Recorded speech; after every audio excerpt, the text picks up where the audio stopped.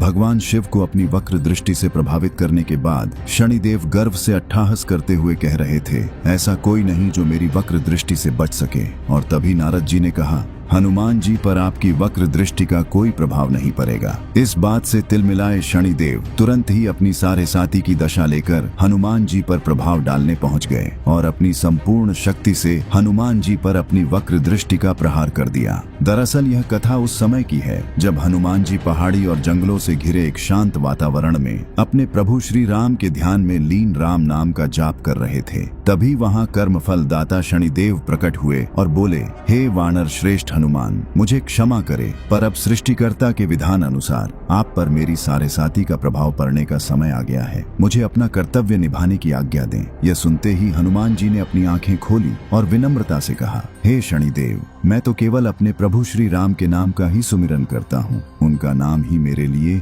हर संकट से रक्षा का कवच है। कृपा करके आप मुझे मेरे आराध्य के ध्यान में विघ्न न डालें। इस पर शनिदेव बोले, हे हनुमान, मैं विधि के विधान से बंधा हूँ, इसे कोई नहीं टाल सकता। आपको मेरे प्रभाव को सहना ही होगा। हनुमान जी मुस्कुराए और कहा, ठीक है शनिदेव, जैसी आपकी इच्छा। यह सुनते ही शनिदेव हनुमान जी के मस्तक पर सवार हो गए और ठहाके मारकर हंसने लगे। लेकिन तभी कुछ ऐसा हुआ कि शनिदेव हनुमान जी के सामने गिड़गिड़ाने लगे। असल में जैसे ही शनिदेव हनुमान जी के सर पे सवार हुए, हनुमान जी ने अपने शरीर को विशाल पर्वतों जैसा बढ़ाना शुरू कर दिया। उनका आकार इतना विशाल हो गया कि शनिदेव उनके शरीर में बुरी तरह फंस गए और उन्हें हिलने तक की जगह नहीं मिली। शनिदेव कुछ समझ पाते इससे पहले ही हनुमान जी ने आसपास के सभी पहाड़ों को उठाकर अपने सर पर रखने लगे। वे अपना शरीर विशाल करते और जितने पर्वत दिखते उसे सर पर रखते जाते। इससे शनिदेव बहुत ही परेशान हो गए। पर्वतों के बोझ से उन्हें असहनीय पीड़ा होने लगी।